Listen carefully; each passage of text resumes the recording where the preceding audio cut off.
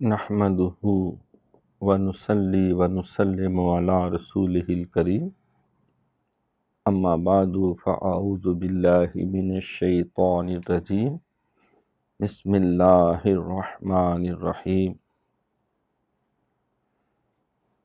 محمد رسول اللہ والذین معہ اشداء علی الکفار رحماء بینہم تراہم رکعا سجدا یبتغون فضلا من اللہ ورضوانا سیماہم فی وجوہہم من اثر السجود ذالک مثلہم فی التوراۃ ومثلہم فی الانجیل۔ وقال النبی صلی اللہ علیہ وسلم انما بعثت لأتمم مکارم الاخلاق۔ صدق اللہ مولانا العظیم وصدق رسولہ النبی الکریم۔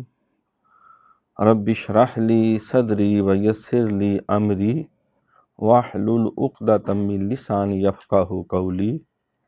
اللہم صلی علی سیدنا و مولانا محمد وآلہ وصحابہ سیدنا و مولانا محمد وبارک وسلم صلی علیہ۔ محمد سر وحدت ہے کوئی رمز اس کی کیا جانے۔ محمد سر وحدت ہے کوئی رمز اس کی کیا جانے، شریعت میں تو بندہ ہے حقیقت میں خدا جانے۔ یا صاحب الجمال و یا سید البشر من وجہک المنیر لقد نور القمر لا یمکن الثناء کما کان حقہ بعد از خدا بزرگ توئی قصہ مختصر۔ محمد دے رتبے نو پا کوئی نہیں سکدا، اتھا چپ دی جائے علا کوئی نہیں سکدا۔ حمد و صلوات کے بعد میرے انتہائی قابل صد احترام، قابل قدر، معزز و محترم حاضرین کرام و سامعین اعظام و ناظرین کرام، ہفتہ وار مجلس دین و دانش درس مکتوبات امام ربانی حضرت مجدد الفسانی الشیخ احمد فاروقی سرہندی رحمۃ اللہ تعالیٰ علیہ، جلد سوئم مکتوب شریف نمبر 96 والیوم 3۔ یہ مکتوب ان اسرار کے بیان میں جو حضرت صلی اللہ علیہ وآلہ وسلم کے دو مبارک اسموں یعنی محمد و احمد کے ساتھ تعلق رکھتے ہیں، فقیر ہاشم کشمی کی طرف صادر فرمایا ہے۔ یہ آپ کے سینئر خلفاء میں ہیں، مولانا ہاشم کشمی، اور مکتوبات شریف کی تدوین و ترتیب میں بھی ان کا خصوصی کردار ہے۔ تو جو جس درجے کا انسان ہوتا ہے اس سے اسی درجے کا کلام ہوتا ہے۔ قول الناس بمنازلہم، حضور علیہ الصلوۃ والسلام نے فرمایا کہ لوگوں سے ان کے ذہنی رتبے معیار کے مطابق گفتگو کیا کرو۔ بچوں سے گفتگو کرتے ہوئے انہی کی دلچسپی اور ضرورت اور جو ذہنی فکری علمی سطح ہے اس کے مطابق گفتگو ہوگی، اور ماں باپ سے لہجہ اور ہوگا، بیوی کے ساتھ انداز اور ہوگا، اور جو دوستوں کی مجلس ہوگی تو گفتگو کا انداز بالکل ہی بدل جائے گا، بلکہ بہت ہی بدل جائے گا، بلکہ اس سے بھی آگے چلا جائے گا، کیونکہ وہاں بے تکلفی ہے۔ وہاں سب ایک دوسرے کو بچپن سے لے کے جوانی یا ادھیڑ عمر یا بڑھاپے تک وہ سارے ایک دوسرے سے اچھی طرح آگاہ ہوتے ہیں، لہٰذا وہ پھر دل لگیاں بھی ہوتی ہیں، اس میں محبت پیار کی باتیں بھی ہوتی ہیں، پرانے قصے کہانیاں بھی ہوتی ہیں۔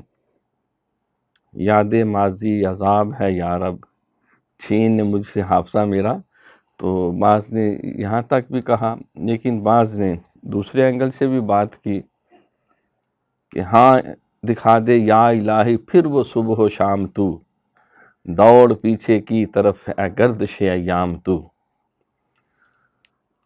تو آپ کیونکہ یہ خلیفہ خاص ہیں، لہٰذا ان کے ساتھ آپ نے کلام بھی اسی درجے کا کیا ہے جس سے ان کے علم کو مہمیز لگے، فکر مزید رساں ہو، اور جو معارف ہیں شریعت کے، طریقت کے، وہ اور ان پر عیاں ہوں، اجاگر ہوں، اور ان کو وہ یافت ملے۔ جو لوگ اسلامی علوم سے تعلق رکھتے ہیں وہ اس حقیقت سے اچھی طرح آگاہ ہیں۔ ہمارے کئی یہاں ڈاکٹر حضرات اور جو ڈاکٹری کے قریب ہیں وہ بھی بیٹھے ہوئے ہیں۔ تو شعبہ علوم اسلامیہ ہم جس کو کہتے ہیں، اسلامی علوم کو یونیورسٹیوں نے، جو دینی مدارس نے تو اس کو درس نظامی تک جو ہے وہ قائم کیا، آگے تخصص بھی ہے، مفتی بھی بنتے ہیں، مزید ریسرچ بھی ہے، لیکن ایکڈیمک پلیٹ فارم سے جو بڑی بڑی دنیا کی یونیورسٹی ہیں ان میں 6 شعبہ جات ہیں۔ ایک علوم قرآن اور تفسیر ہے، ذرا یہ معلومات، کیونکہ ہم یہ اسلام دین تصوف پڑھتے ہیں تو ہمیں ان چیزوں سے آگاہی ہونی چاہیے۔ تو یقیناً یہی ہونا چاہیے، پہلے قرآن، علوم قرآن، تفسیر، جس میں تاریخ بھی آ جاتی ہے، تدوین بھی آ جاتی ہے، تفاسیر کی پوری تاریخ بھی آ جاتی ہے، فلسفہ تفسیر بھی آ جاتا ہے، علوم تفسیر بھی آ جاتے۔ دوسرا شعبہ جو ہے وہ علوم حدیث سے متعلق ہے، جس میں اسماء و رجال ہے، علم روایت ہے، درایت ہے، متن ہے، چھان پھٹک ہے، اور یہ ایک پورا ڈپارٹمنٹ ہے۔ پھر تیسرے نمبر پر فقہ اسلامی آ جاتی، اسلامک جورسپروڈنس، قرآن اور حدیث کی روشنی میں جو ہمیں اسلامی تعلیمات ملتی ہیں، احکامات ملتے ہیں، قوانین ملتے ہیں، نماز، روزہ، حج، زکوٰۃ، جہاد، اور علم معاشیات، علم عمرانیات، علم سیاسیات، اعلیٰ حاضر القیاس، عملی زندگی میں جو کچھ بھی ہم جس شعبے سے وابستہ ہوں وہ سارے اس کے علوم علم فقہ کے اندر آ جاتے ہیں۔ پھر جو ہے ایک چوتھا اس کا ڈپارٹمنٹ ہے Islamic thought, history and culture. Islamic thought, history and culture, اسلامی فکر کیا ہے، توحید کیا ہے، فلسفہ الوہیت کیا ہے، فلسفہ مذہب و دین کیا ہے، فلسفہ قرآن کیا ہے، حقیقت قرآن کیا ہے، حقیقت نبوت کیا ہے، رسالت کیا ہے، ملائکہ کیا ہے، آخرت کیا ہے، اور یہ الہامی کتب کیا ہیں۔ تو توحید، رسالت، کتب، ملائکہ، آخرت، عموماً یہ 5 شعبہ جات جو ہیں، پلس اسلامک تھاٹ، اسلامی فکر جو ہے، اسلامی تہذیب، ثقافت، کلچر۔ تو Islamic thought, history and culture, اس میں اسلام کی ترویج، تبلیغ، نشر و اشاعت، اور آج تک جو بھی اس حوالے سے لوگوں نے اسلام کے اوپر کوئی اعتراض کیا، کلام کیا کسی اینگل سے، تو ان کا علمی فکری محاکمہ کرنا۔ جس طرح علامہ اقبال کا بھی جو پی ایچ ڈی کا تھیسیز ہے، ریکنسٹرکشن آف اسلامک تھاٹ جو ہے، وہ بھی اسی سے متعلق تھا۔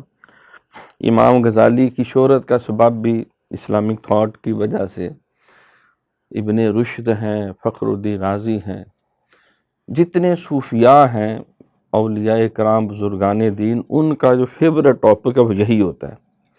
اسی میں تصوف بھی، علم الہیات پہ ہمارے ایک دوست ڈاکٹر غلام محمد انتو صاحب نے میٹا فزکس آف شیخ احمد سرہندی، وہ انہوں نے ڈاکٹریٹ فلسفی میں کیا، لیکن ٹاپک جو ہے یہ جو الہیات بعد طبیات کے علوم و معارف ہیں مجدد پاک کے مکتوبات میں، تعلیمات میں، اور میرا بھی ڈاکٹریٹ اسی ٹاپک پہ، اسی شعبے سے ہے، Islamic thought, history and culture. اب دو نئے شعبے بنے ہیں، بالخصوص اس میں ایک انٹرفیتھ ڈائلاگ، جس کو کمپیریٹیو اسٹڈی آف ریلیجنز کہتے ہیں، مذاہب کا تقابلی مطالعہ، اور ان میں کون سی چیزیں مشترک ہیں، کہاں کہاں فرق ہے، کن شعبوں میں اکٹھے چل سکتے ہیں، کن شعبوں میں چلنا ممکن نہیں ہے، کیونکہ قرآن مقدس نے بھی کوئی اہم انتشار کا راستہ نہیں صرف دیا، فرمایا کہ قُلْ تَعَالُوا إِلَىٰ كَلِمَةٍ سَوَاءٌ بَيْنَنَا وَبَيْنَكُمْ، انہیں کہو یار ٹھیک ہے، تم عیسائی رہنا چاہتے ہو، یہودی رہنا چاہتے ہو، مجوسی رہنا چاہتے ہو، لیکن کچھ ایسی چیزیں ہیں جو تمہارے اور ہمارے دل میں مشترک ہیں، تو آج ہم اس پہ اکٹھے ہو جائیں کہ اللہ کے سوا کسی کی پوجا نہ کریں، نماز قائم کریں، ان میں بھی ہے، زکوٰۃ ادا کریں، ان میں بھی ہے، اور ظلم نہ کریں، بدامنیاں نہ پھیلائیں، انسانیت کی تذلیل نہ کریں، اور اپنی دنیا اور عاقبت کو سنواریں۔ تو کہتا قرآن کی آیت ہے، اس پہ پورا جو ہے سارا فلسفہ اسی کے اوپر چلتا ہے۔ تو یہ ایک باقاعدہ اس کو تھوڑا سا انہوں نے ماڈرنائز کیا کہ انٹرفیتھ ڈائلاگ، یہ اس کا نام تھوڑا سا انہوں نے چینج کر لیا۔ ہمارے یونیورسٹیوں میں یہ باقاعدہ شعبہ جات قائم ہو چکے ہیں، اور چھٹا شعبہ ایک نیا جو ہوا ہے اس میں سیرت النبی صلی اللہ علیہ وسلم کو بالخصوص اس کو فوکس کیا گیا ہے۔ پہلے وہ علوم حدیث میں ہی ایک ضمناً سب شعبہ آ جاتا تھا، سیکشن آ جاتا تھا، لیکن اب اس کو as a an independent department کے، تو یہ 6 شعبہ جات کے اندر ماسٹر بھی ہے، ایم فل بھی ہے، ڈاکٹریٹ بھی ہے، پوسٹ ڈاک بھی۔ جس طرح یہ بیالوجی جو پڑھتے ہیں، بایو میں آگے کتنے ہی ڈپارٹمنٹ بن گئے، کوئی الائڈ ہیلتھ میں چلا گیا، کوئی بی ڈی ایس میں چلا گیا، کوئی صرف بیالوجی میں چلا گیا، کوئی چیسٹ اسپیشلسٹ بن گیا، کوئی ہارٹ اسپیشلسٹ بن گیا، کوئی بلڈ کے بارے میں، کوئی دیگر، کوئی ناک کان گلے کا ایکسپرٹ۔ تو اسی طرح یہ تمام علوم کے اندر جو ہے، تو اس میں جو ایک مرکزی کردار ہے وہ اسلامک تھاٹ اور ہسٹری کا ہوتا ہے، اسی میں تصوف بھی آتا ہے۔ تو آج کا درس اس موضوع کو زیادہ جو ہے وہ ایڈریس کر رہا ہے کہ امام ربانی حضرت مجدد الثانی رحمۃ اللہ علیہ نے حضور علیہ السلام کے تو بہت سے اسماء مبارکہ ہیں، اللہ کریم نے آپ کو کون سا وصف عطا نہیں کیا، ہر خوبی اور کمال جو اللہ نے اپنی مخلوق میں سے کسی کو عطا کیا، حضور علیہ السلام کو کامل طور پہ عطا فرمایا۔ 1,24,000 کم و بیش انبیاء و مرسلین کو جو اللہ نے علیحدہ علیحدہ معجزات دیے، کمالات دیے، اوصاف حمیدہ دیے، اخلاق جلیلہ عطا کیے، اور بے شمار اپنی عنایات ان پہ فرمائیں، انی جاعلک للناس اماما، کسی کے لیے قد کانت لکم اسوۃ حسنۃ فی ابراہیم واذکر فی الکتاب ابراہیم انہ کان صدیقا نبیا واذکر فی الکتاب موسیٰ۔ تو انبیاء و مرسلین کے وہ سارے کمالات کو حضور علیہ السلام کی ذات بابرکات میں اللہ نے جمع فرما دی۔ حسن یوسف دم عیسیٰ ید بیضا داری آنچ خوباں ہمہ دارن تو تنہا داری۔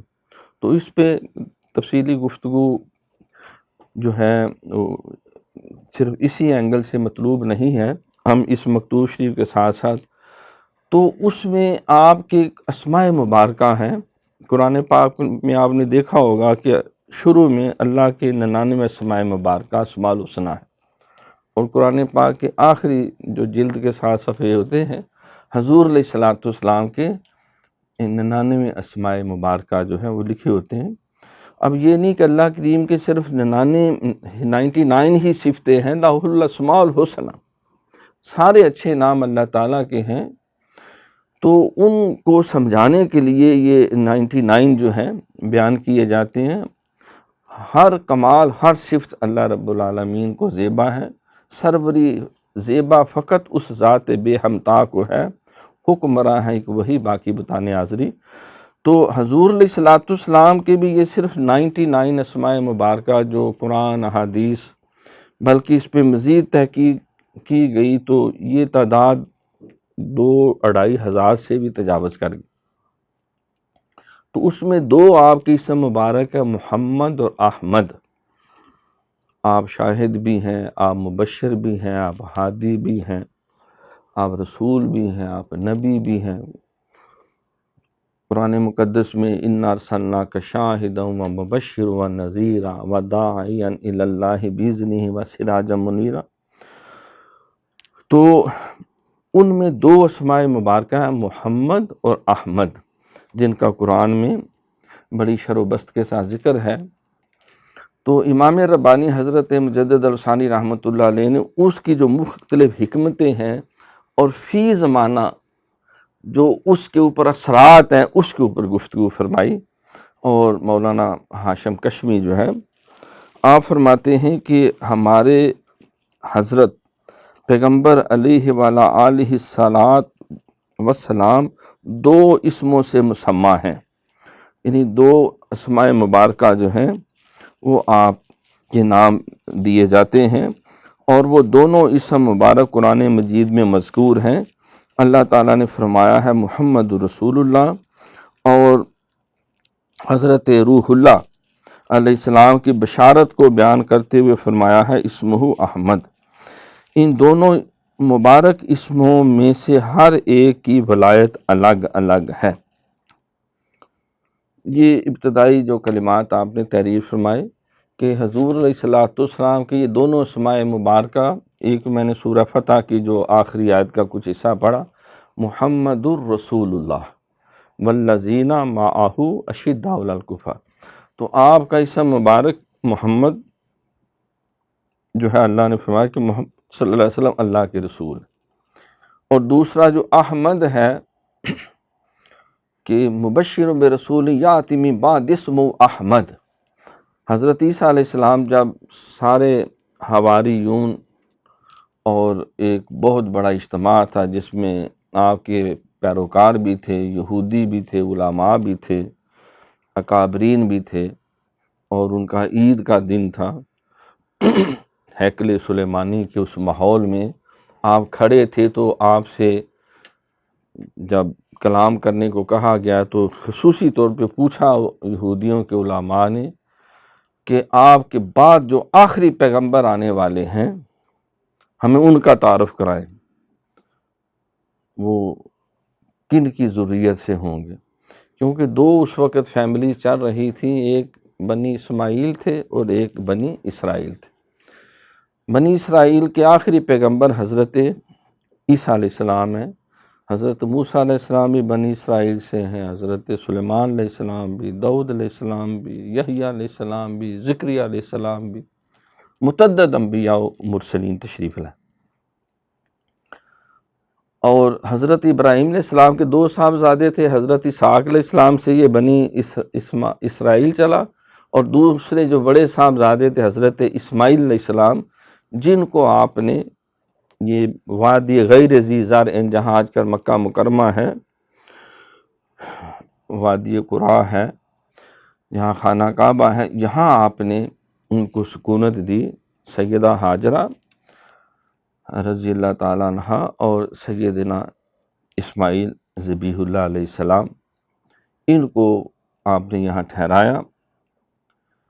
اذ یرفع ابراہیم القواعد من البیت و اسماعیل، پورا قرآن آپ کے ذکر سے بھرا پڑا ہے۔ وَعَهِدْنَا إِلَىٰ إِبْرَاهِيمَ وَإِسْمَاعِيلَ أَن طَهِّرَا بَيْتِيَ لِلطَّائِفِينَ وَالْعَاكِفِينَ وَالرُّكَّعِ السُّجُودِ۔ قرآن پاک کی 25 صورتوں میں یہ پاک پیغمبروں کا، حضرت ابراہیم علیہ السلام، اسماعیل علیہ السلام کا ذکر خیر جو ہے وہ پھیلا ہوا ہے۔ صدق خلیل بھی ہے اس عشق، علامہ نے بھی کہا نا، صدق خلیل بھی ہے عشق، صبر حسین بھی ہے عشق، مار کا وجود میں بدر و حنین بھی ہے عشق۔ یہ فیضان نظر تھا یا کہ مکتب کی کرامت تھی، سکھائے کس نے اسماعیل کو آداب فرزندی۔ تو جو انہوں نے اپنے آپ کو اللہ کی رضا کے لیے اپنی جان کو پیش کیا قربانی کے لیے، وَفَدَيْنَاهُ بِذِبْحٍ عَظِيمٍ، اور ذبح عظیم کا جو اللہ نے ہدیہ ان سے قبول کیا۔ اتفاق سے یہ عشرہ ذی الحج بھی ہے، پہلا عشرہ ہے، تو ضمناً اس کا تھوڑا سا ذکر خیر آ جائے۔ صحابہ کرام نے حضور علیہ السلام سے پوچھا، حضور یہ قربانی کیا ہے؟ کیونکہ آج کل بعض نام نہاد دانشور جو ہیں وہ اس طرح کی بے بنیاد سی باتیں اور اپنی عقلی ٹنگوسنوں سے کہتے ہیں جی کیا ضرورت ہے قربانی کرنے کی، اس سے بہتر ہے بچے کو موٹر سائیکل لے دو، کیا ضرورت ہے جو ہے وہ قربانی کرنے کی، اس سے بہتر ہے کوئی واٹر کولر باہر لگا دو، کیا ضرورت ہے قربانی کرنے کی، اس سے بہتر ہے کہ وہ حکومت کے اوپر قرضہ بہت زیادہ ان کو دے دو۔ تو اس طرح کی وہ گفتگو جو ہے یہ شروع سے ہی ایسے نام نہاد دانشور وہ اصل میں حکمت دین سے ناشنا ہے۔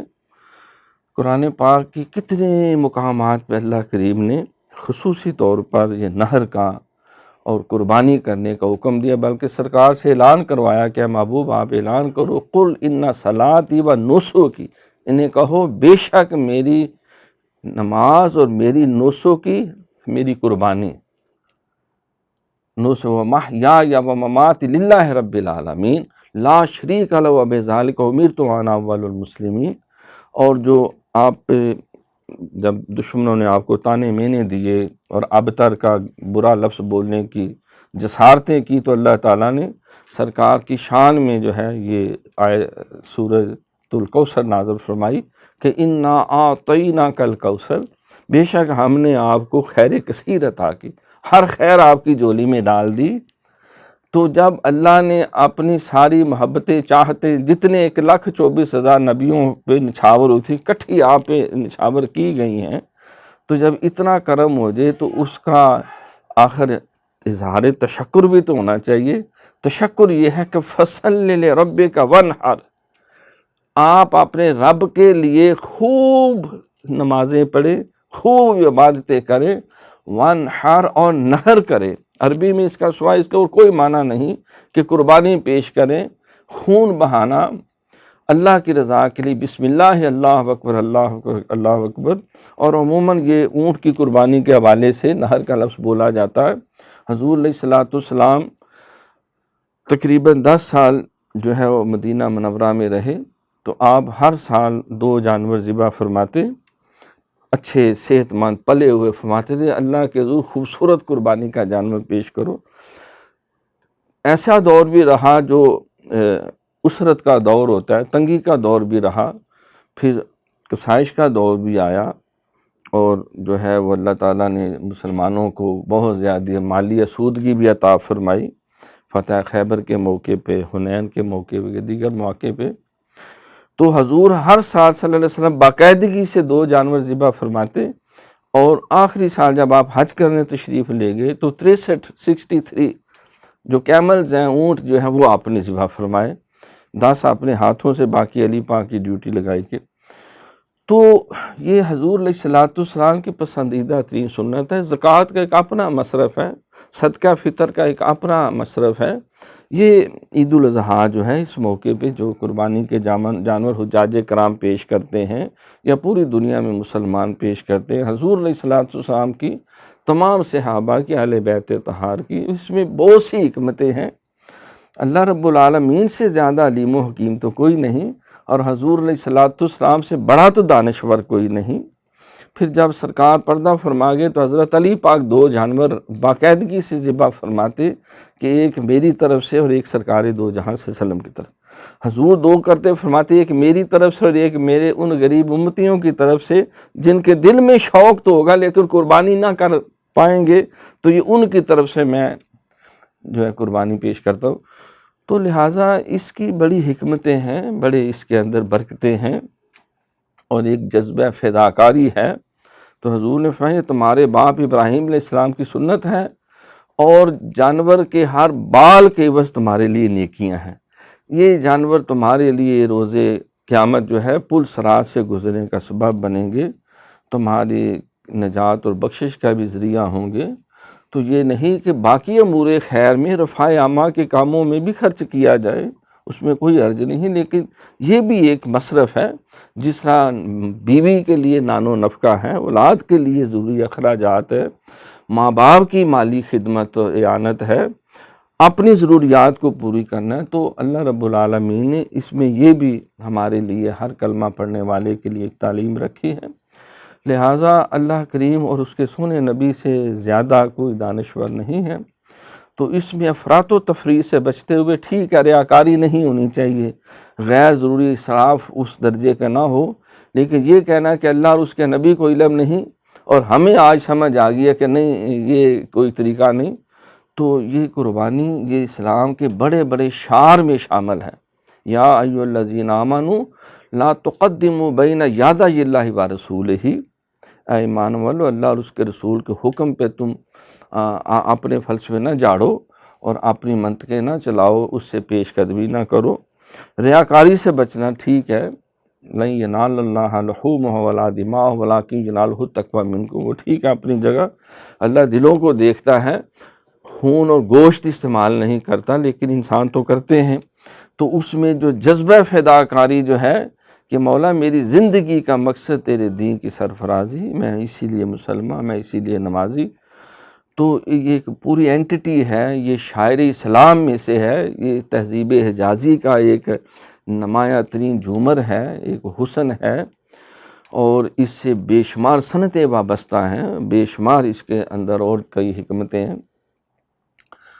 تو حضرت ابراہیم علیہ السلام کا ذکر، اسماعیل علیہ السلام کا ذکر، تو حضور علیہ الصلوۃ والسلام کے بارے میں جب عیسیٰ علیہ السلام موجود تھے تو پوچھا گیا، تو یہودیوں کا موقف یہ تھا کہ ہم ان کی زبان سے سنیں کہ آخری نبی بھی بنی اسرائیل سے ہوگا، تو آپ نے فرمایا یہ سن لو، میں تمہیں بشارت دیتا ہوں میرے بعد آخری نبی آ رہا ہے، آخری رسول آ رہا ہے، من بعد اسمہ احمد، اس کا نام احمد ہے۔ تو اس پہ پھر یہودی بپھر گئے، انہوں نے کہا یہ کیا بات ہوئی، یہ آخری نبی بھی بنی اسرائیل سے ہونا چاہیے تھا، یہ بنی اسماعیل میں کیسے آ گئے، یہ کیسے ہو سکتا ہے؟ تو کیونکہ یہ خاندان پرستی یہودیوں کے اندر کوٹ کوٹ کے بھری ہوئی ہے۔ جب حضور علیہ الصلوۃ والسلام سے یہودیوں کے ڈائیلاگز وغیرہ شروع ہوئے، اور وہ ابو بصیرہ کے حوالے سے میں نے پہلے بھی عرض کیا تھا، وہ ایک پورا قافلہ بنا کے حضور کی خدمت میں آیا اور اس نے کئی سوالات حضور سے پوچھے، جو پوچھا آپ نے پورا ٹھیک جواب دیا۔ ان میں یہ بھی پوچھا کہ آپ کی قلب کی کیا کیفیت ہے، حضور نے فرمایا میری آنکھیں سو جاتی ہیں، میرا دل جاگتا رہتا۔ پھر انہوں نے حضرت یعقوب علیہ السلام کے بارے میں پوچھا، انہوں نے کون سی چیز انہوں نے حرام کیا اپنے اوپر، فرمایا ان کو عرق و نساء کا مرض تھا، تو انہوں نے یہ منت مانی ہے اللہ اگر یہ ٹھیک ہو گیا تو میں اپنی پسندیدہ کوئی چیز جو ہے اس کو میں فدا کر دوں گا۔ تو وہ اونٹ کا گوشت اور اونٹنی کا دودھ شوق سے پیتے، تو وہ انہوں نے، اور وہ امت کے لیے آرام نہیں ہوا تھا، انہوں نے اپنی طبی ضرورت کے لیے، اور کچھ حکماء کا بھی مشورہ تھا۔ تو اس بنا پر جو ہے، تو دیگر اور سوالات میں ایک سوال انہوں نے یہ بھی پوچھا کہ آپ کا مونس و غمگسار کون سا فرشتہ ہے، تو انہوں نے کہا کہ وہ حضرت جبریل امین علیہ السلام۔ تو انہوں نے کہا باقی آپ نے سارے سوالوں کے ٹھیک جواب دیا، اگر یہ بھی ٹھیک جواب دیتے تو ہم ابھی آپ کا کلمہ پڑھ لیتے۔ تو اب ہم آپ کا کلمہ کسی صورت نہیں پڑھیں گے، نہ آپ کی نبوت کو ایکسیپٹ کریں گے، کیونکہ جبریل تو ہمارا ازلی دشمن ہے، یہ تو ساری نعوذ باللہ شرارتی اس کی ہے۔ اس نے نبوت لے کے آنی تھی بنی اسرائیل میں، تو یہ چلا گیا بنی اسماعیل کے اندر۔ تو انہوں نے، اور پھر یہ ایسا فرشتہ ہے کہ یہ بخت نصر کے بارے میں ہمارے بابوں نے، بزرگوں نے کہا تھا کہ ایک بچہ پیدا ہوگا جو اینٹ سے اینٹ بجا دے گا یہودیوں کی۔ تو ہم نے بڑی محنت سے وہ بچہ ڈھونڈ بھی لیا اور اس کو قابو بھی کر لیا، لیکن جبریل امین لے کے بھاگ گیا۔ اور پھر جو ہے ہمارے جتنے بھی سازشیں اور شرارتیں، ہم جتنے منصوبہ بندیاں کرتے ہیں اپنے حجروں میں گھس کے، اپنے گھروں میں بیٹھ کے، ناجواہم جتنے ان کے منصوبے ہیں، یہ سارے کے سارا جا کے آپ کو بتا دیتا ہے، ایڈوانس ہماری سازش شرارتوں کی کلی کھول دیتا ہے۔ یہ تو ہمارا ازلی، تو ہم میکائیل کو پسند کرتے ہیں اور رزق بانٹتا ہے، بارشوں کا نظام ہے، کیونکہ یہ نبوت ایک خاندانی وصف تھا، یہ خاندان میں ہی رہنا چاہیے تھا۔ یہ بنی اسرائیل کا حق تھا، یہ اس نے یہ حق غصب کیا ہے، جبریل امین نے یہ گڑبڑ کی ہے، نعوذ باللہ۔ تو لہٰذا وہ حضور کے بھی دشمن ہو گئے، صحابہ کے، بلکہ وہ بہت گندے لفظ بولتے تھے، اللہ معاف فرمائے۔ وہ کہتے تھے کہ یہ بنی اسماعیل جو ہیں، جو حضرت اسماعیل علیہ السلام کے اولاد، ان کو وہ ہیگرو کر لفظ بولتے تھے، کہتے تھے زنا کی اولاد ہیں یہ، زانی، زنا الولد الزنا ہے یہ، کیونکہ حضرت ابراہیم علیہ السلام نے، سیدہ ہاجرہ لونڈی تھی، یہ لونڈی کے پیٹ سے پیدا ہوئے ہیں، یہ لونڈی زادے ہیں، نعوذ باللہ، نقل کفر نہ بش۔ تو انہوں نے خاندان کی بنیاد پہ بنی اسماعیل کے اوپر بری باتیں کی، اور بہت زیادہ انہوں نے اور وہ سر عام یہ باتیں کرتے تھے، ان کی جتنی بھی کتابیں ہیں ان میں یہ ساری چیزیں نوٹ کی ہوئی انہوں نے۔ تو وہ سمجھتے تھے کہ یہ خاندان، نبوت ایک خاندانی وصف ہے، لیکن اللہ نے فرمایا کہ یختص برحمتہ من یشاء، میں جس کو چاہوں عطا کروں۔ تو مسلمانوں میں بھی بعض ایسے ہیں گروہ جو خاندان کی بنیاد پہ وہ ساری کامیابیاں، وہ ساری کامرانیاں اور ساری برکتیں سمجھتے، ایک خاندان کا حق ہے، آگے پیچھے نہیں یہ جا سکتا۔ حالانکہ اللہ رب العالمین جو ہے وہ ساری مخلوق کا رب ہے، اور سرکار نے جو پہلی بات کی وہ یہی کی کہ انا جعلناکم یا ایھا الناس انا خلقناکم من ذکر و انثی وجعلناکم شعوبا وقبائل لتعارفوا ان اکرمکم عند اللہ اتقاکم۔ حضور نے فتح مکہ کے موقع پہ، خطبہ حجۃ الوداع کے موقع پہ، کسی عربی کو اجمی پہ، کسی اجمی کو عربی، کوئی فضیلت، کسی گورے کو کالے پہ، کسی کالے کو گورے۔ تو یہ یہودی فکر جو ہے مسلمانوں میں بھی بہرحال کسی نہ کسی رنگ میں ٹریول کرتی ہوئی اور چلتی رہتی ہے یہ۔ اللہ تعالی ہمیں ایسی بد نصیبی سے محفوظ رکھے۔ تو انہوں نے خاندان اور برادری کا حق سمجھا نبوت اور رسالت کو، تو اس بنا پہ انہوں نے کہا یہ تو لونڈی زادے ہیں، نعوذ باللہ، یہ تو لونڈی سے پیدا ہوئے ہیں، ابراہیم نے ان سے نکاح بھی نہیں کیا ہوا تھا، اور یہ گھٹیا لوگ ہیں، یہ کمین ہیں، یہ فلاں مکان ہے۔ تو خاندان اور برادری کی بنیاد پہ انہوں نے حضور علیہ السلام اور سارے ان کو صحابہ کو اور آپ کے آل اولاد کو ریجیکٹ کیا، تو ہم نہیں مانیں گے آپ۔ تو پھر اللہ نے پوری وہ قرآن پاک میں کتنی آیتیں ہیں کہ جو جبریل کا دشمن ہے، جو میکائیل کا دشمن ہے، اللہ ان سب کا دشمن ہے۔ جو میری تقسیم کے اوپر اعتراض کرتا ہے، جس کو میں عزت دیتا ہوں۔ اور پھر یہ بھی آپ نے پوچھا کہ جبریل کا رتبہ کیا ہے، حضور نے پوچھا، انہوں نے کہا جی وہ مقربین فرشتوں میں، جس کو اللہ نے مقرب بنا دیا، جس کو اللہ نے عزت دے دی، تو تمہیں کیا تکلیف ہے؟ نہیں، جو ہمارے ساتھ زیادتی کرتا رہا ہے، اور اب بھی اس نے بہت بڑی زیادتی کی ہے کہ یہ نبوت ادھر دے دی، ہمیں دینی چاہیے تھی۔ تو بہر کیا موضوع کا رخ اس طرف نکل گیا۔ حضور علیہ السلام کا جو آخری جو احمد نام ہے، اس حضرت عیسیٰ علیہ السلام نے آپ کے ولادت بعد شہادت سے تقریباً 600 سال پہلے آپ نے استعمال کیا، جس سے بھی وہ سارے یہودی اٹھ دوڑے اور کہا کہ پکڑ لو اس کو، جانے نہ پائے، گاٹا اتار دو اس کا۔ اور عیسیٰ علیہ السلام کو پھر وہاں سے تاریخی حقائق ہیں، بھاگنا پڑا، چھپ چھپا کے نکل گیا آپ، رش بہت زیادہ تھا۔ اذ قال عیسیٰ ابن مریم من انصاری اللہ قال الحواریون نحن انصار اللہ۔ ہم نے وہ کون مجھے بچائے ان شیطانوں سے، یہ کیا میں نے کون سی غلط بات کی، میں نے تو جو اللہ نے حکم دیا وہ سنایا، میرے دشمن ہو گئے کہ۔ تو پھر وہ وہاں سے نکل گئے، پھر جنگلوں میں جاتے جوتے وہ سارا پھر آگے۔ اس کے بعد وہ یہودا جو تھا جس نے 8 روپے کے عوض جو اپنے نبی کو، اپنے شیخ کو بیچ ڈالا، وہ ساری پوری ہسٹری اس کے اوپر پھر گواہ ہے۔ تو انہوں نے پکڑ لیا اور یہودیوں نے پھر اپنے مخصوص طریقے سے عیسیٰ علیہ السلام کے لیے پورا سولی کا بندوبست کیا، لیکن اللہ کی اپنی حکمت تھی، وَمَا قَاتَلُوهُ وَمَا صَلَبُوهُ وَلَٰكِنْ شُبِّهَ لَهُمْ بَلْ رَفَعَهُ اللَّهُ إِلَيَّ۔ اللہ فرماتا ہے کہ انہوں نے اپنے ظلم میں آپ کو قتل کر دیا، سولی چڑھا دیا، حالانکہ ایسا نہیں ہوا، انہوں نے یقیناً آپ کو قتل نہیں کیا، بلکہ اللہ نے ان کو شبے میں ڈال کر انہیں آسمانوں کی طرف اٹھا لیا۔ وہ زندہ اپنی عمر کے اسی حصے میں ان میریڈ بیچلر وہاں سے گئے، اسی حالت میں واپس تشریف لائیں گے باذن اللہ۔ جب وقت ان کا ہوگا تشریف لائیں گے، شادی بھی کریں گے، آل اولاد بھی ہوگی، سارے معاملات ہوں، اور حضور علیہ السلام کے پہلو میں ان کو دفن کیا جائے گا۔ تو حضور علیہ السلام ظاہری طور پہ آپ کا نام محمد آپ کے دادا جان نے رکھا، کیونکہ والد صاحب سرکار کی ولادت سے کوئی 2.5-3 ماہ پہلے اللہ کو پیارے ہو گئے، اور دادا جان آپ کی کفالت فرماتے تھے، اور آپ کی والدہ ماجدہ سیدہ آمنہ بنت وہب رضی اللہ تعالیٰ عنہ، انہوں نے اپنے لخت جگر کا نام احمد رکھا۔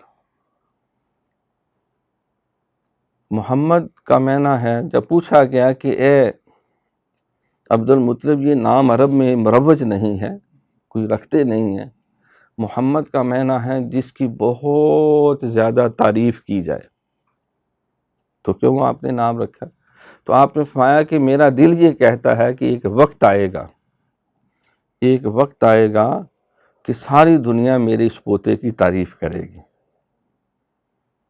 اور ان کا وہ وجدان ٹھیک تھا، کیونکہ حضرت عبداللہ رضی اللہ تعالیٰ حضور کے جو والد ماجد تھے، ان کی جب وہ پوری ہسٹری دیکھی جاتی ہے تو ان کے نام کے بدلے کتنے زیادہ انہوں نے اونٹ جو ہے وہ قربان فرمائے تھے، کیونکہ انہوں نے اللہ سے ایک عہد کیا ہوا تھا کہ میرے جب اتنے بیٹے ہو جائیں گے تو میں ایک کو اللہ کے راستے میں قربان کروں گا۔ تو وہ بار بار انہی کا قرعہ نکلتا رہا، تو آپ اس حساب سے اونٹوں کی قربانیاں دیتے رہے۔ آخری بار کہا کہ اب اگر نکلا تو میں یہی کر دوں گا، لیکن وہ پھر قرعہ میں وہ اونٹ کی قربانی نکلی، پھر کیا، پھر نکلی، پھر کیا، پھر نکلی۔ تو حضرت عبداللہ رضی اللہ تعالیٰ عنہ اپنے سارے بھائیوں میں بالکل مختلف تھے۔ آپ کی سیرت کردار، حضور علیہ السلام نے فرمایا کہ اللہ نے میرے جو سلب ہے وہ پاک سلبوں سے مجھے، پشتوں سے مجھے بھیجا ہے۔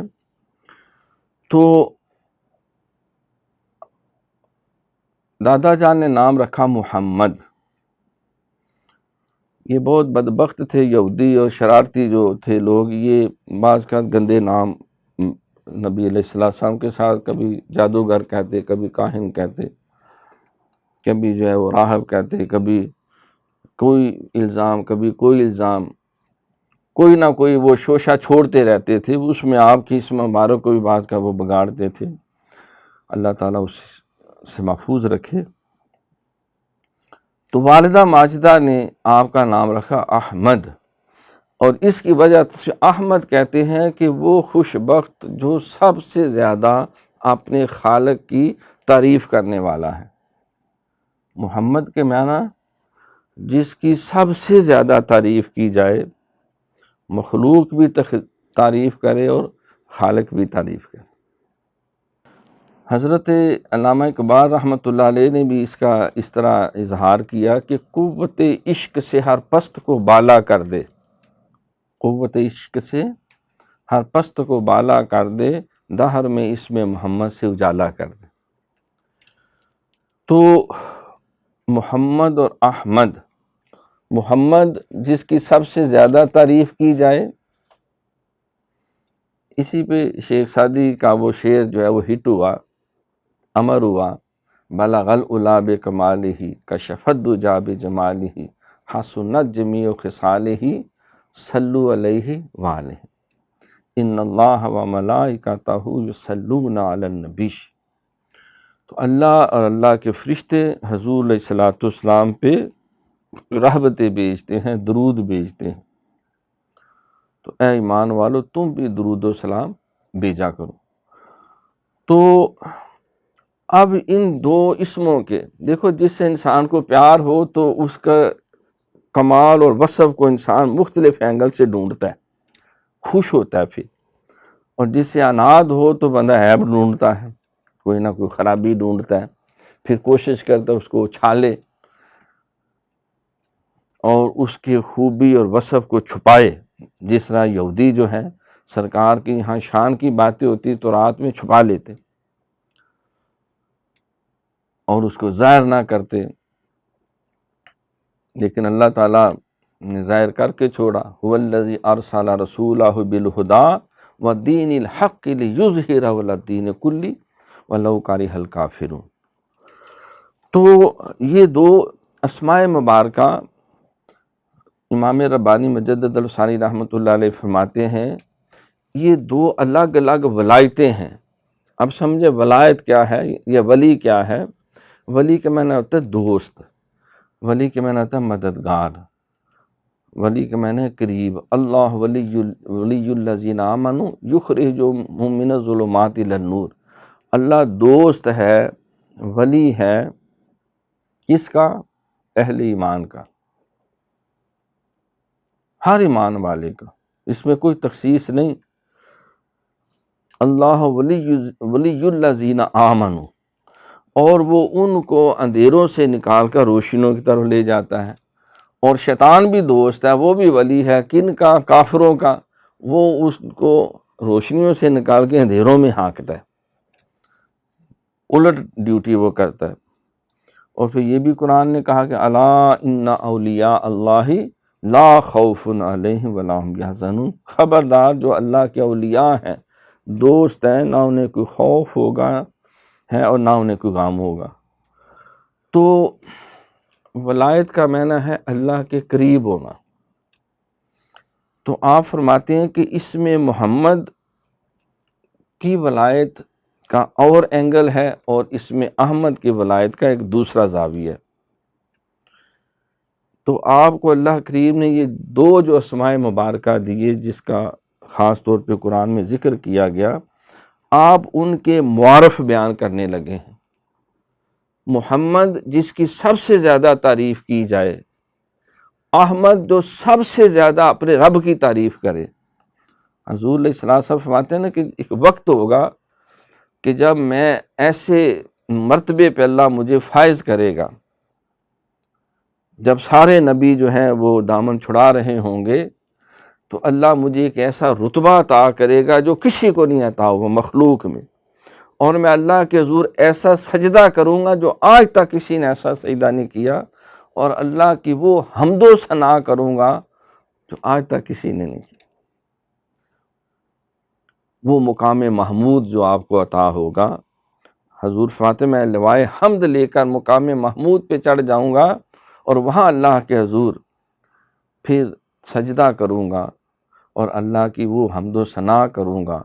پھر آواز آئے گی ارفع راسک فاشفع تشفع، اے محبوب آپ رو رو کے ہلکان نہ ہوں، سر مبارک اٹھائیں، آپ مانگتے جائیں میں عطا کرتا جاؤں۔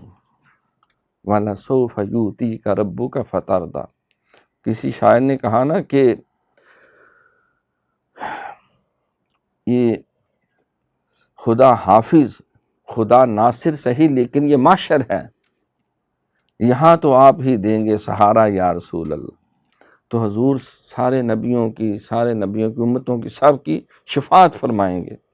وَمَن يَشْفَعُ عِندَهُ إِلَّا بِإِذْنِهِ، اللہ کے اذن سے، اور آپ کی صرف شفاعت نہیں ہوگی بلکہ مشفع شفاعت قبول بھی ہوگی۔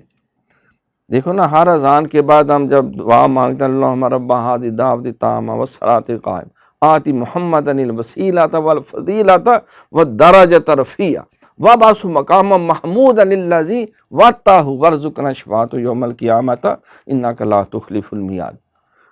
ہر اذان کے بعد یہ دعا مانگتے ہیں، اے مولا ہمارے سونے نبی کو وہ مقام محمود عطا فرماؤ، وہ رتبہ عطا فرماؤ، اور جب حضور شفاعت کر رہے ہوں تو ہم گناہ گاروں کی حق میں بھی شفاعت کو قبول فرمائیں۔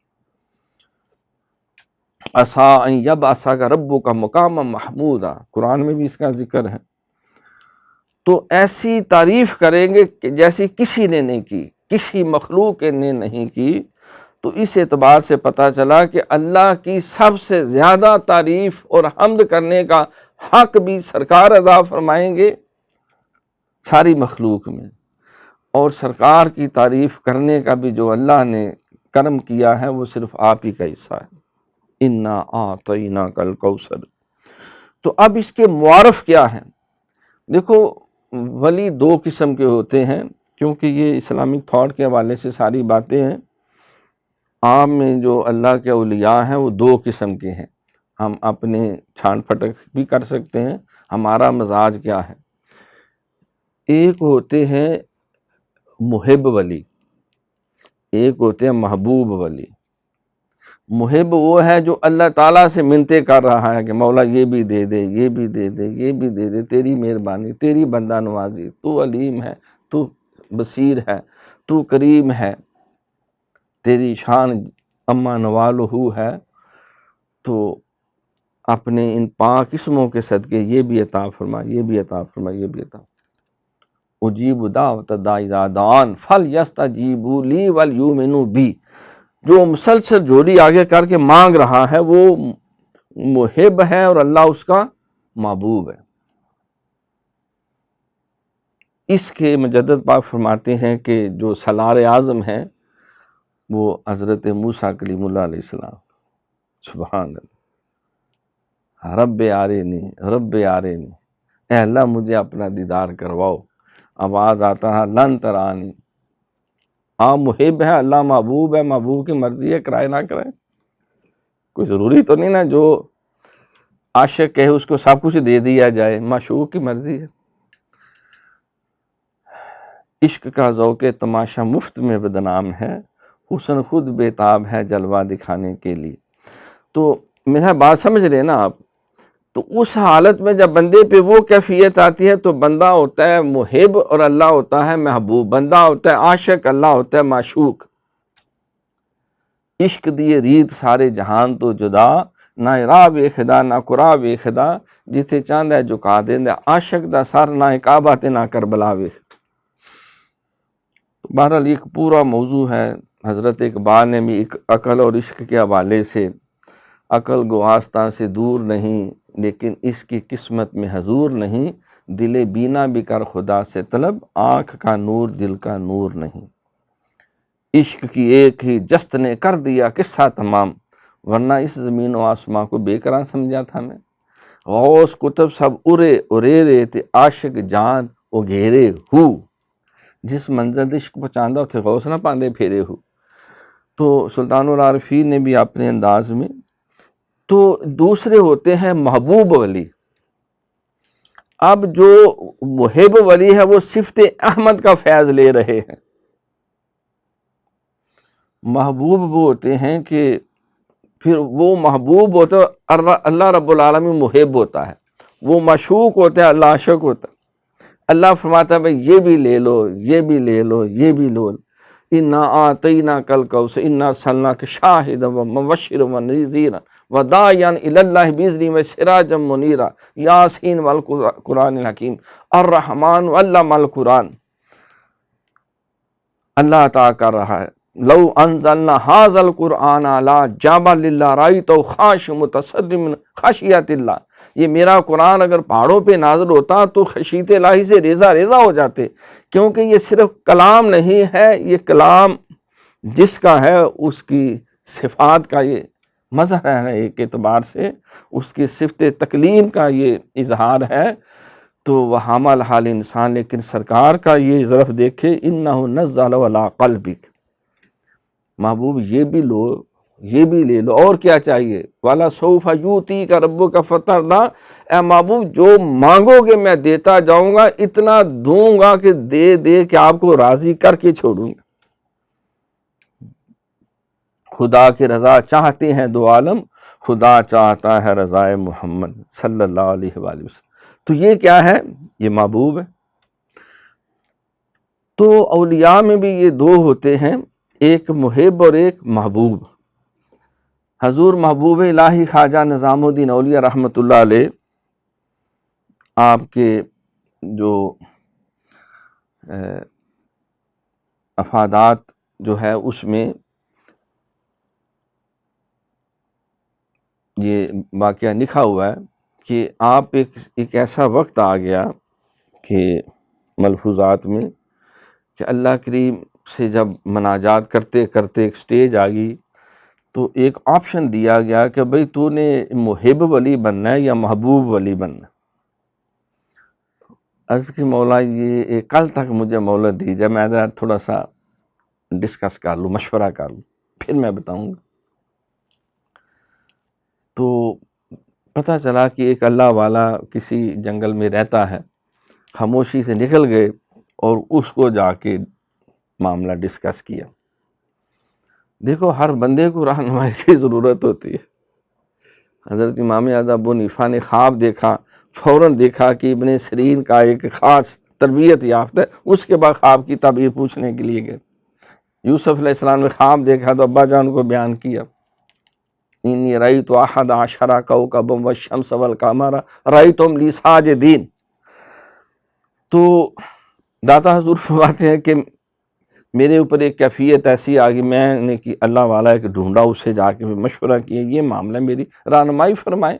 فَاسْأَلُوا أَهْلَ ذِكْرٍ إِن كُنتُمْ لَا تَعْلَمُونَ، اگر کوئی بات سمجھ میں نہیں آ رہی تو کسی صاحب ذکر کے پاس پوچھ لیں جا کے۔ یہ نہیں ہے کہ خود پردھان منتری بن کر جو کہیں کہ ہم تو عقل کل ہیں، ہم تو علم کل ہیں، ہمیں تو کسی سے کوئی پوچھنے رہنمائی کی ضرورت نہیں، ہم تو خود ہی عال العال ہیں۔ تو ایسا نہیں ہے، یہ عالم اسباب ہے، عالم اسباب میں سارے ایک دوسرے کا کسی نہ کسی درجے میں محتاج، رہنمائی کی ضرورت ہے، اور اس سے کوئی انسان چھوٹا نہیں ہو جاتا۔ عزت صرف اللہ کی بارگاہ میں، وَتُعِزُّ مَن تَشَاءُ وَتُذِلُّ مَن تَشَاءُ۔ تو یہ عزتیں سب اللہ رب العالمین کی بارگاہ میں ہیں۔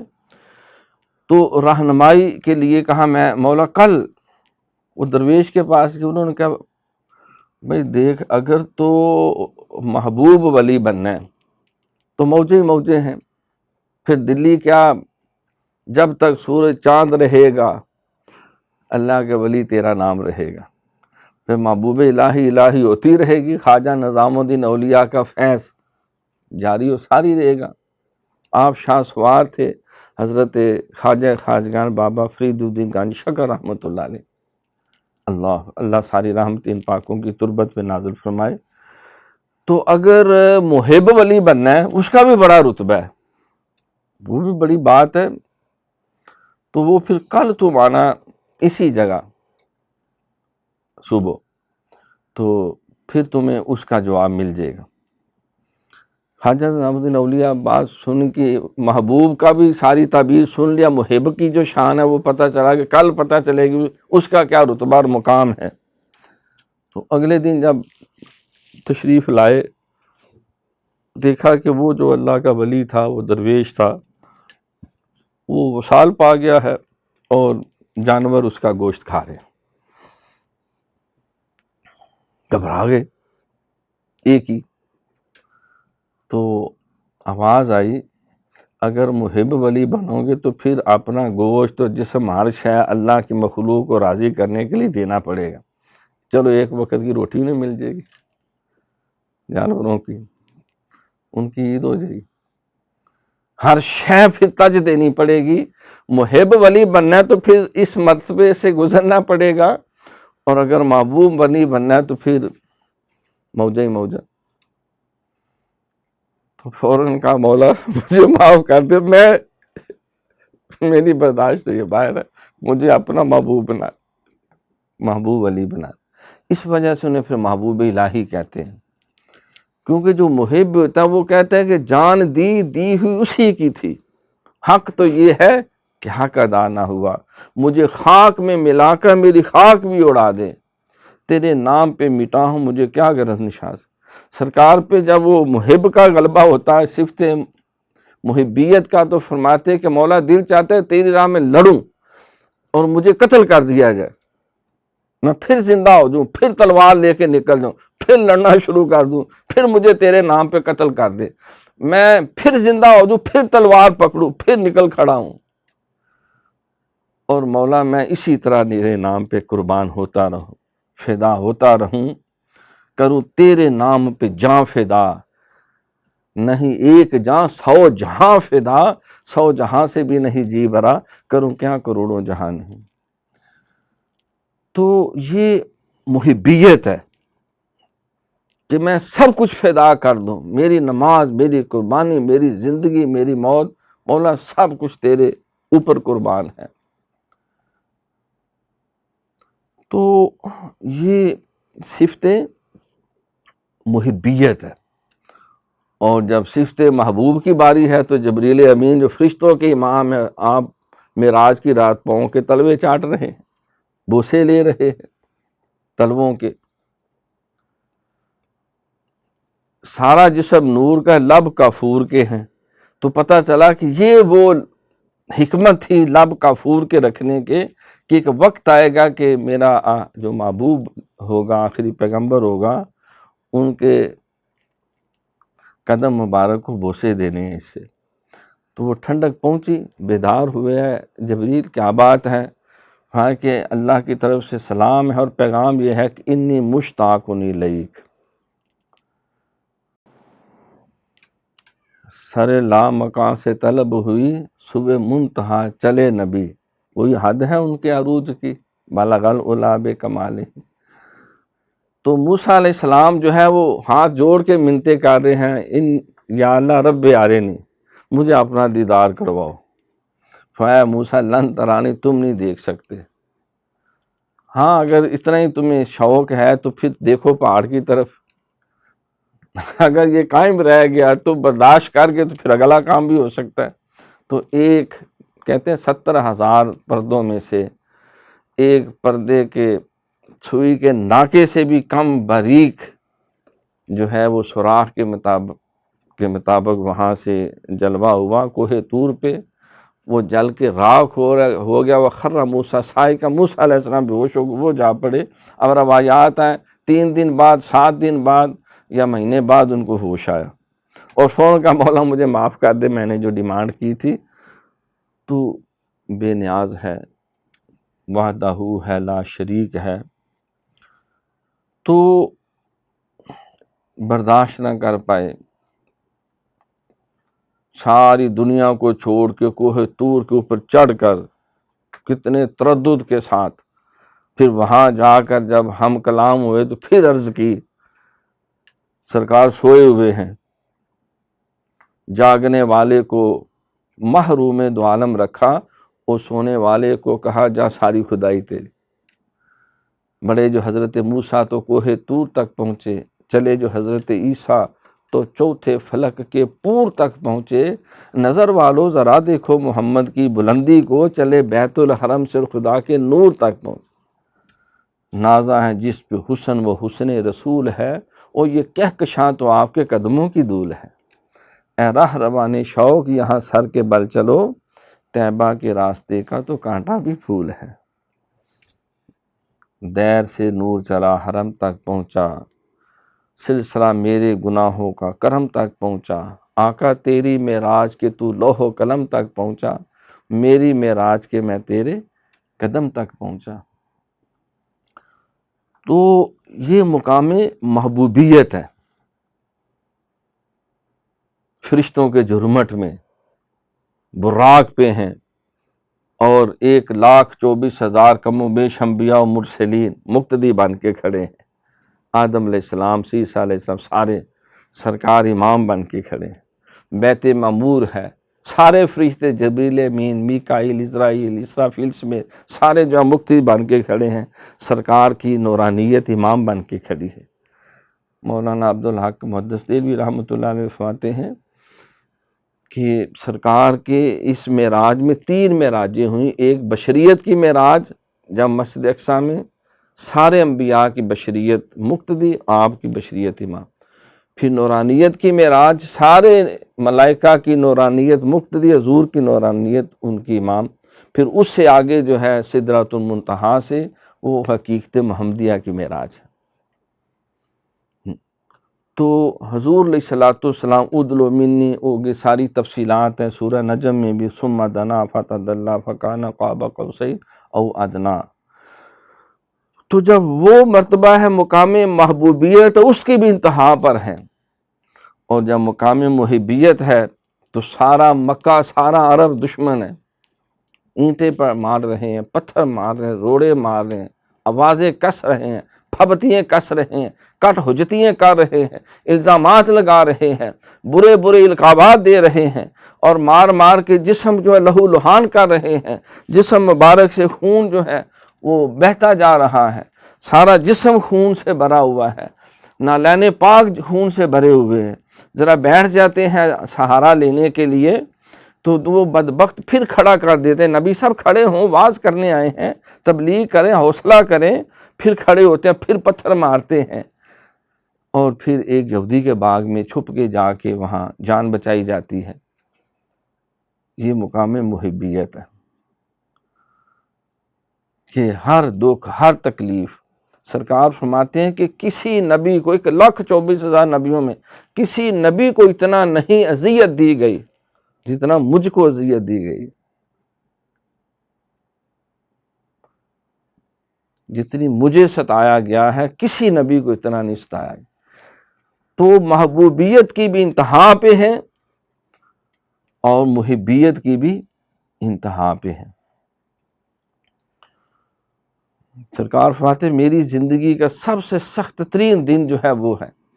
اچھا، وہاں سے ان شیطانوں سے اذیتیں اٹھا کے گھر واپس آتے ہیں مکے کی طرف، آگے سارے لشکرے کھڑے ہیں، قریش عرب نے اپنے بڑے بڑے سور میں کھڑے کر دیے، اس حد سے آگے بڑھے تو گاٹا اتار، ٹکڑے کر دو جسم۔ اب فیملی ساری مکے میں ہے، گھر نہیں جا سکتے۔ تا وقت کہ آپ کا جو ایک تجارت کا دوست اور ساتھی تھا، مجھے اس کا نام ذہن میں نہیں ہے، اس نے پھر امان دی آپ کو، اور آپ نے سارے خاندان اور قبیلے کو بلا لیا، کہا کہ یہ ہمارے اچھے وقتوں کے ساتھی ہیں، ہم سارے کٹ مریں گے لیکن محمد صلی اللہ علیہ وسلم تک کسی کو جو ہے تلوار نہیں پہنچنے دیں گے، اپنی میت میں ہم لے کے جاتے ہیں مکہ۔ تو یہ کیا ہے؟ مقام محبیت ہے۔ وہاں سے جو اذیت ملی، پھر آگے آ کے مکے نہیں جا سکتے، بال بچوں سے نہیں مل سکتے۔ تو یہ صفت احمدی کا فیض، وہ صفت محمدی کا فیض کہ معراج کی جو اللہ تعالیٰ وہ عزتیں اور برکتیں اور وہ رتبے عطا کیے جا رہے ہیں۔ تو آپ فرماتے ہیں ان دونوں مبارک اسموں میں سے ہر ایک کی ولایت الگ الگ ہے۔ ولایت محمدی اگرچہ ان کے مقام محبوبیت سے پیدا ہے، یہ مقام محبوبیت ہے اس میں، لیکن محبوبیت صرف ثابت نہیں، کیونکہ محبیت کی آمیزش بھی رکھتی ہے۔ اب یہ نہیں کہ جس وقت آپ مقام محبوبیت پہ فائز ہے تو محبیت خارج ہو گئی ہے، وہ بھی ہے، لیکن وہ صفت اس وقت غالب ہے۔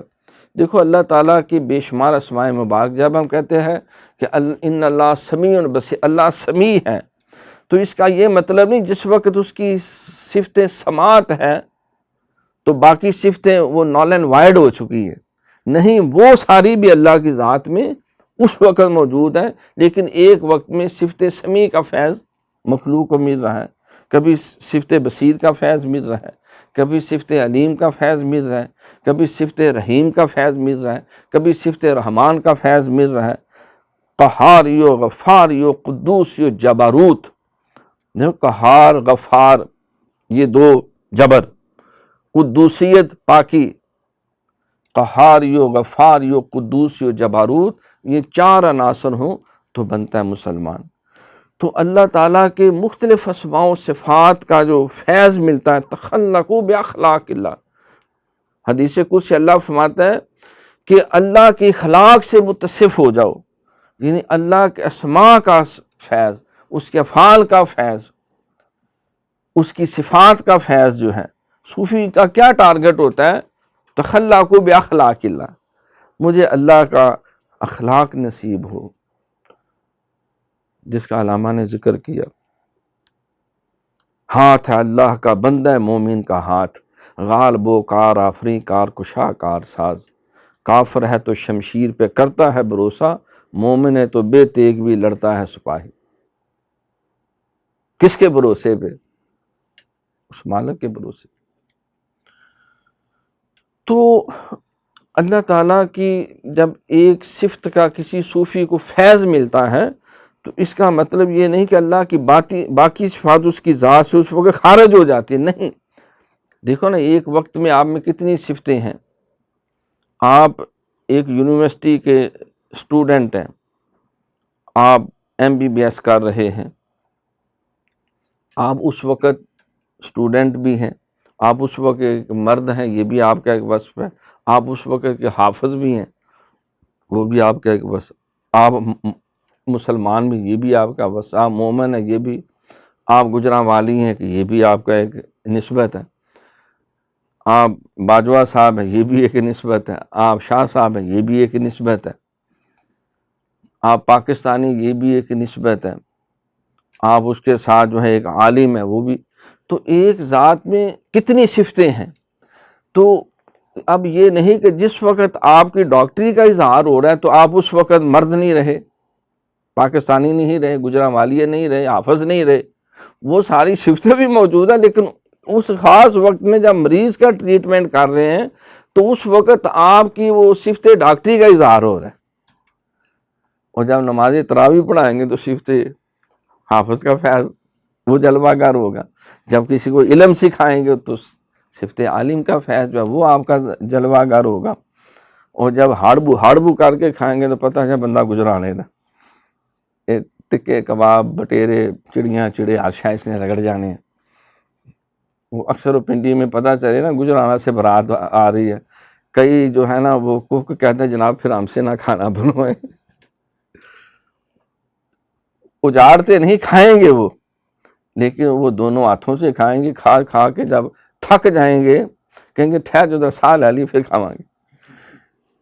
تو سیر ہو جانا، ہمارے بعض دوست ہیں بٹ برادری خاص طور پہ، وہ مشہور ہے یا بدنام ہے کھانے پینے، کہتے فاروقی صاحب سچی بات ہے کہ ٹھڈ بھریا بھی ہوئے جنہ کو تسی کھاندے ہو انہاں کو تو پھر بھی چکھدے میں کھا لیتے۔ تو جس وقت سامنے گوشت آئے گا تو پھر گوشت خوری کا مقابلہ ہوگا کہ بھئی کیڑا زیادہ کھانا ہے، پھر انگلی ڈال کے دیکھیں ایتھوں تک بوٹیاں آ گئی ہیں، ایک اور جا سکتی اندر۔ تو اب یہ نہیں کہ جس وقت وہ صفت کا اظہار ہے اس وقت حافظ کدھر ہے؟ حافظ موج کر رہا ہے۔ ڈاکٹری کدھر ہے؟ ڈاکٹری جائے باہر میں، اس وقت جو ہے وہ صفت مٹن خوری ہوگی۔ تو یہ بات میں نے سادہ لفظوں میں سمجھائی۔ تو اللہ رب العالمین کی جو صفات مبارکہ ہیں، مجدد پاک فرماتے ہیں کہ ایک صفت کا جب اظہار ہوتا ہے تو باقی صفتیں اللہ کی ذات سے منہا نہیں ہوتی، وہ موجود ہوتی ہیں، قائم ہوتی ہیں۔ اسی طرح اللہ رب العالمین جب حضور کو صفت محبوبیت کا فیض دیا تو محبیت خارج نہیں ہے، وہ بھی موجود ہے، اور جب صفت محبیت کا فیض غالب ہے تو محبوبیت بھی غالب خارج نہیں ہے، وہ بھی اس وقت موجود ہے۔ تو آپ نے بڑے خوبصورت انداز میں آگے جو ہے اس کے مختلف معارف جو ہیں وہ تفصیل سے بیان کی۔ انشاءاللہ تعالی اللہ خیر و عافیت کرے، اگلے درس میں ہم اس کے اوپر مزید تفصیل سے گفتگو کریں گے۔ وآخر دعوانا الحمدللہ رب العالمین۔